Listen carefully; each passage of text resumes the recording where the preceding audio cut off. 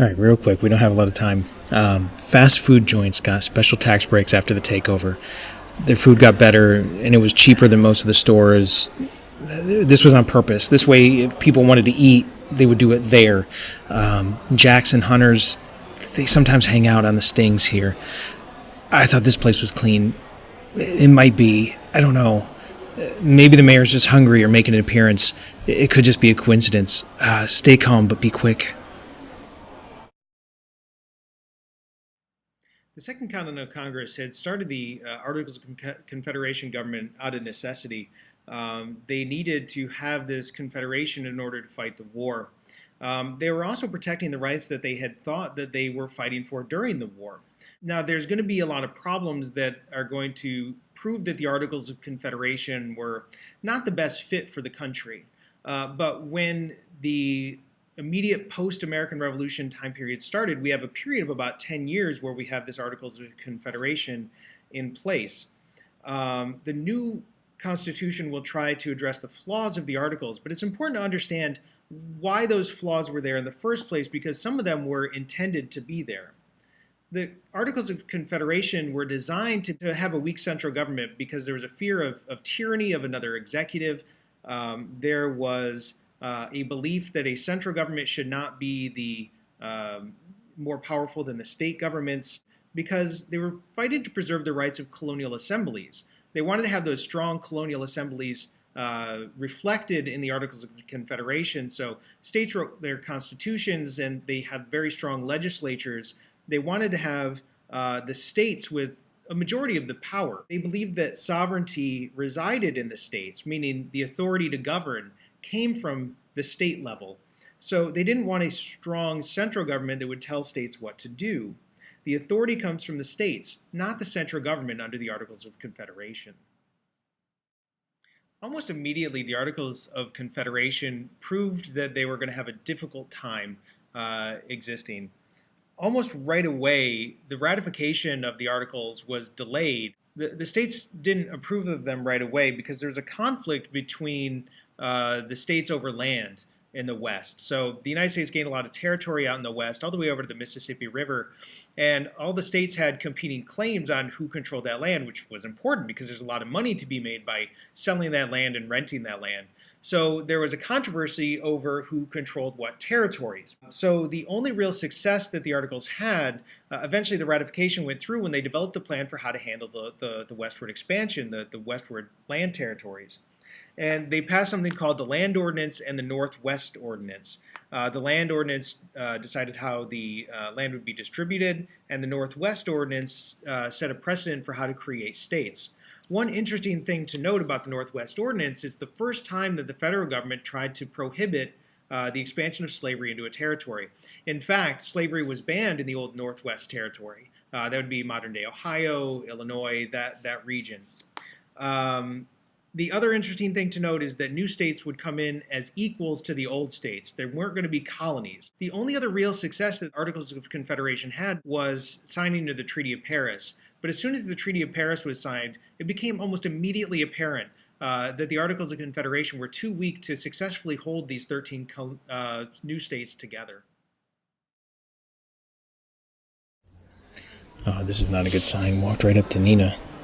Those two aides with him are clearly just muscle. I bet there's more. Yeah, second car just pulled in. Hey, she's starting to sweat. Nina, stop looking over here. Don't look. Stay busy and act like you're listening to me talk. So how about those Mets, huh?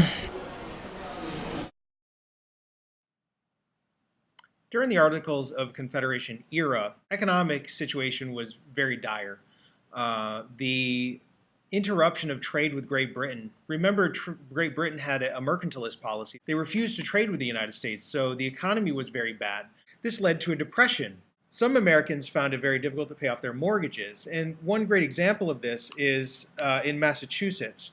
Farmers in Massachusetts were having a hard time paying their mortgages. They were also having a hard time paying their state taxes. And there was a small rebellion known as Shay's Rebellion. In Shay's Rebellion, farmers marched on local courts to prevent them from being able to process foreclosures, which would take their farms away. this Shay's rebellion and the bad economy and the spirit of wanting to fix the Articles in general led to a desire to call a convention to amend the Articles. Shay's rebellion was important because it's a catalyst, frightened many of the elites into wanting a stronger central government that could call a military that could preserve peace in the region. Without the ability to pay an army, because the Articles of Confederation didn't have taxing power, they didn't have an army that could put down these small rebellions. So the crisis led to a call for a stronger national government, which eventually leads to the call for a convention in Philadelphia, which will be there to amend the Articles of Confederation.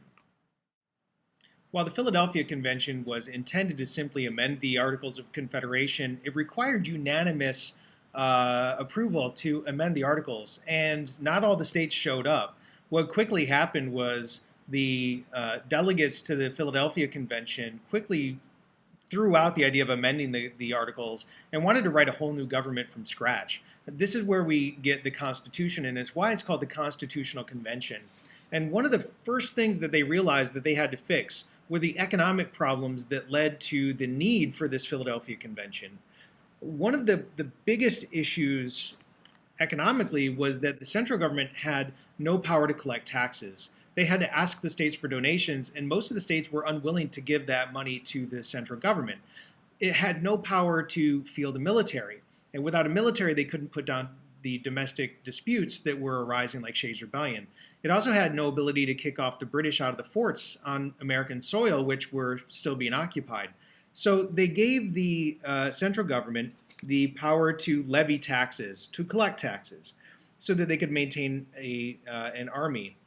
One of the other economic problems was that each state was essentially its own little sovereign territory. There was no central government that could resolve conflicts between the states. The conflicts were about interstate trade, currency issues, where the boundaries for each state was, and the central government had no judiciary, no court system which would be able to act as an intermediary between the states. So in the new national government was given exclusive power to control interstate commerce, and it was given exclusive power to control the currency. And almost just as important, they created a whole new judicial branch, which would be a series of federal courts, which would be able to resolve disputes between the states. This was all done in order to provide and maintain the domestic tranquility by improving the economy and trade. Well, the aides sat down, but Cromwell's doing that mayor shaking hands, kissing babies thing. If he comes over here, you're watching YouTube videos and updating your blog. It's called Shufflehead Rules. Yeah, I know the music stinks, but it's the most popular band right now. And who do you think arranged that? Yeah. Keep your head down and your screen is blocked, but if they walk over this way, hit F11. Red programmed it to switch over to your blog. Put in your earbuds and keep working.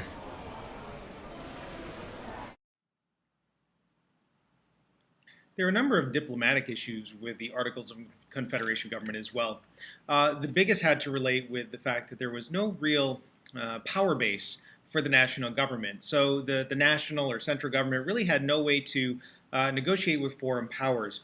In fact, diplomatically, under the Articles of Confederation, the British were still living in forts that, according to the Treaty of Paris, which ended the Revolution, they were supposed to have vacated. They were on American soil, out in the west on the frontier, but they're still on American soil, refusing to leave. Because the Confederation government could not collect taxes, they couldn't really afford a military to go and force the British out. In fact, the United States couldn't even negotiate with the Spanish in order to get access to the port of New Orleans, which would have been necessary to use the Mississippi River as a trade route. Under the new Constitution, they tried to fix this. And they tried to fix this by giving power to collect taxes to the central government. And the central government got this, and then they were able to raise money for military. Also, under the new Constitution, individual states were not allowed to negotiate treaties with other countries. Only the central government was allowed to make treaties with foreign powers.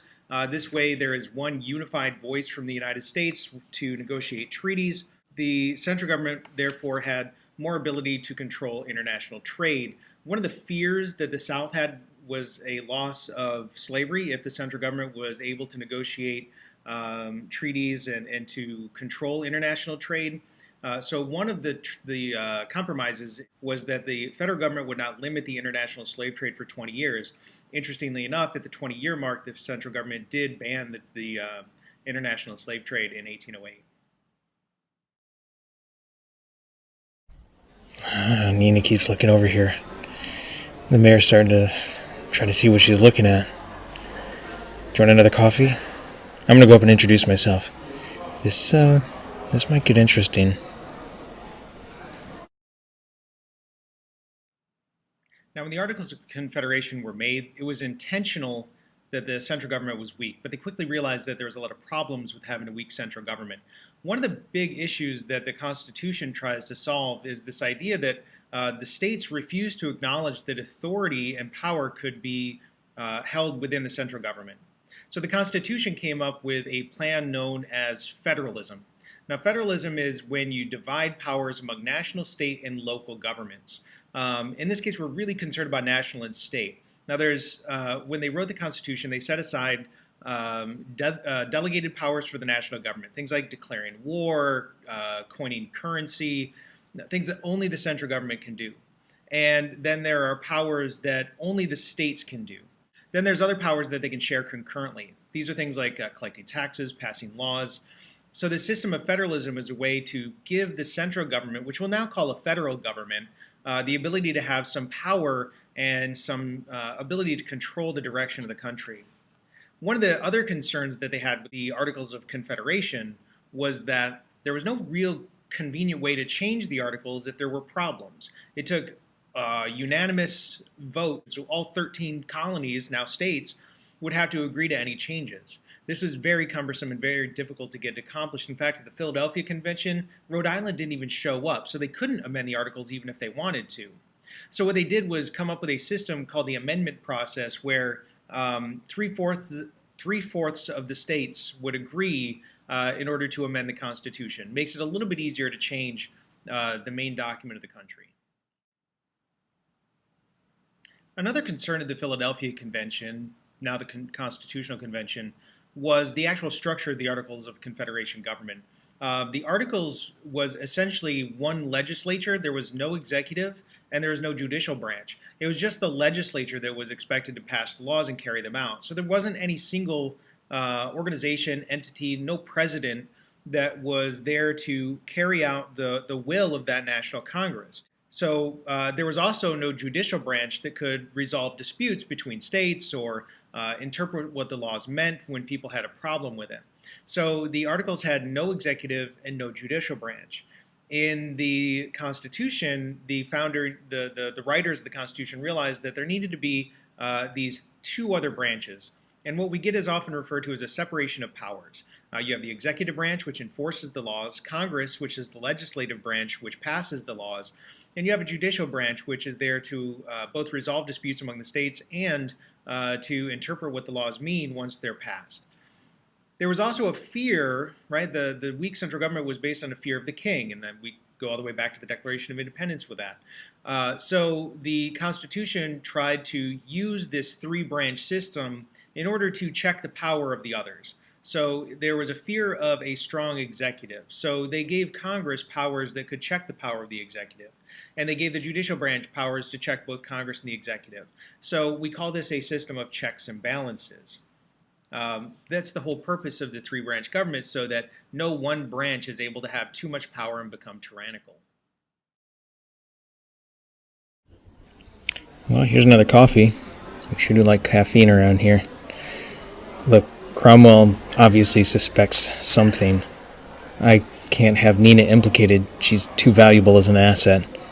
Put in your transmitter earpiece in case something goes down. Well, we have some time to kill. Maybe a bad choice of words. Sorry. Keep collecting. We'll make sure you get back to the bunker. The writers of the Constitution decided to also change the legislature.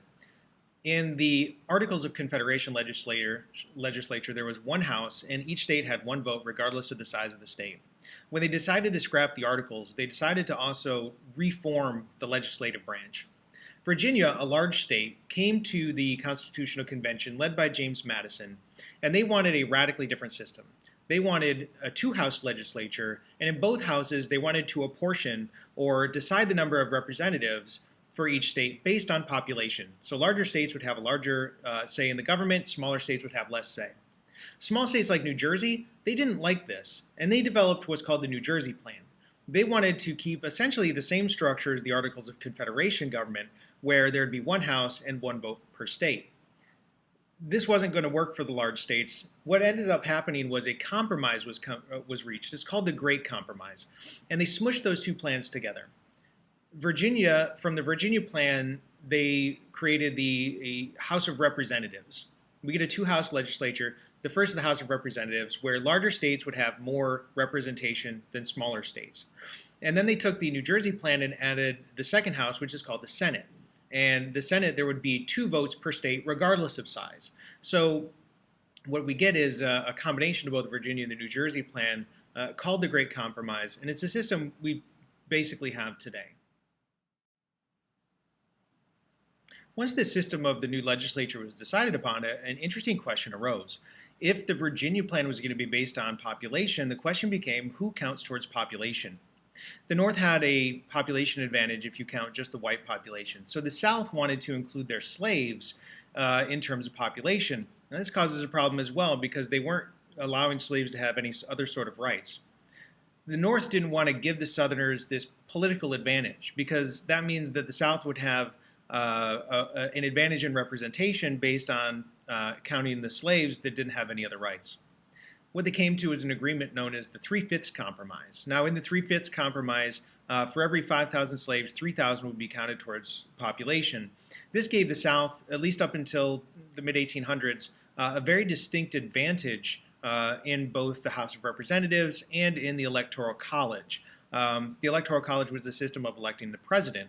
And you elect the president, each state would get a certain number of votes based on their number of representatives in Congress. So if you have more House of Representatives members, you get more votes in the Electoral College. So the South has an advantage in both the House of Representatives and the Electoral College in passing legislation that they normally wouldn't have had if they hadn't counted their slaves. This was a big point of contention during the time period, is the 3/5 Compromise. There was a second compromise made into the Constitution dealing with slavery, and that was that there would be a Fugitive Slave Act written into the Constitution. Now, they never used the word slave. They talk about people held in bondage. It's Article 6. Don't quote me on that. I'm not sure the article. But there is a Fugitive Slave Act written into the Constitution as a compromise to help bring the Southerners on board. What they're going to argue is that it was more important to hold the nation together and get this Constitution passed, and then they're going to worry about dealing with the issue of slavery later. I really don't want to do this. Mayor Cromwell, big fan. I really like what you've done with the sewer systems. I have a great plan for a new playground out in the Conway area. I'd love to talk with you about it. I just need to grab my coat. Look, we have diversion set up, but it'll take a bit. Keep going. I'll get back to you.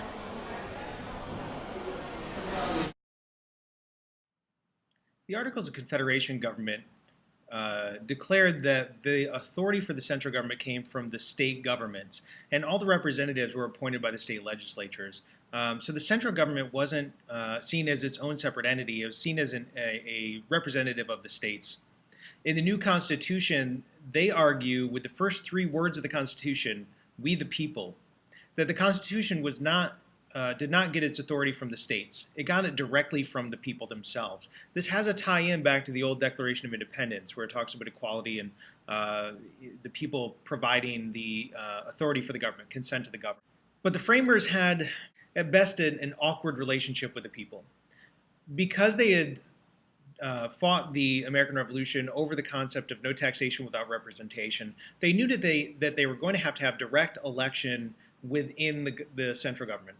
And this is where we get the House of Representatives. It's the only branch of government that is directly elected by the people in the original Constitution. And it is the branch, the section of the government where all of the tax bills were supposed to originate. But outside of that, the Founding Fathers were afraid of the uncontrolled will of the people. They referred to this as a mobocracy. They were worried that the people might be tempted to make ignorant and uninformed decisions. Now, part of this is the product of the time. But they built the central government, the federal government, in a way to put a buffer or a barrier between the people and the highest offices. So in the presidency, there's the Electoral College. And the original intent of the Electoral College was that the people would vote for trustworthy people from their home districts, and those people would then go make the decisions about the president uninformed from their constituents. The senators were not directly elected by the people in the original Constitution. They were appointed by the states. Again, a buffer, a wall between the direct will of the people. And in the judicial branch, Supreme Court nominees and actually federal court nominees were appointed by the president and then approved by the Senate. So out of the four parts of the federal government, only the House of Representatives was directly elected by the people. And that, my friend, is why APOC finds it so important to protect the children while they play. And that is why I will increase funding for a minimum of 3 armed guards at every entry point. Well, that is just great. Here, have a campaign button. And vote Cromwell. Remember, it's common sense. Once the Constitution was written, there had to be a way for it to go into effect. And what the Founding Fathers, the writers of the Constitution, proposed was having special state conventions where 9 out of the 13 states would have to ratify or accept this Constitution. And it was a very close election. There wasn't anything that said that the Constitution was necessarily going to win. It was very controversial. There were, this is essentially a compromise between those people that wanted a stronger state government and those that were afraid that it was going to swallow up individual liberties. The people that supported the central government are called Federalists. The Federalists wanted a stronger central government, and it was mostly made up of sort of the coastal elites, the people that had a lot to lose if the government failed. The opponents of the Constitution were referred to as anti-Federalists. Now, the anti-Federalists did have some elite people in them, but it was typically made up of the backcountry farmers, the common man that was afraid of the elites having too much power, and that this central government was too far away from the will of the people. And they felt that state governments would be more responsive to the needs of the people because they're closer to the people. And so a lot of the controversy about ratification centered around this lack of protection for individual rights, that the central government might become too powerful. So several states only accepted the ratification of the Constitution if there was going to be something referred to as the Bill of Rights included in the Constitution. And the Bill of Rights was specifically included in order to protect individual liberties, things like the right to free speech, free press, trial by jury, religious freedom, the very things that the American colonists were fighting for in the Revolution that traced back to the Magna Carta and the English Bill of Rights. James Madison, Alexander Hamilton, John Jay, they're Federalists that supported the Constitution, and they actually took to writing. They wrote something called the Federalist Papers, a series of over 80 different essays that were published in New York newspapers in order to try to convince people to support the Constitution and a stronger central government. The important part of the Federalist Papers is that it gives us an understanding of the intention of these writers of the Constitution and what they had in mind when they wrote it. This, remember, is a document trying to convince people to support the Constitution, but it also does give us a mindset of the Federalists during this controversy. The Constitution is ratified and it goes into effect, and the first president is going to be George Washington. Sure, thank you. Can't wait. Well, this isn't good. We know the button is a marker. You stay here and finish up. I'll draw Cromwell and some of his goons with me. I'm guessing they'll leave the aides in the car behind, trying to sweep you up on the way out. I'll get word to the bunker. We'll send a diversion in a few minutes. They don't like to make a scene in public, so while you're here, you're okay. Get that USB done and keep your earpiece in. See you back in the bunker.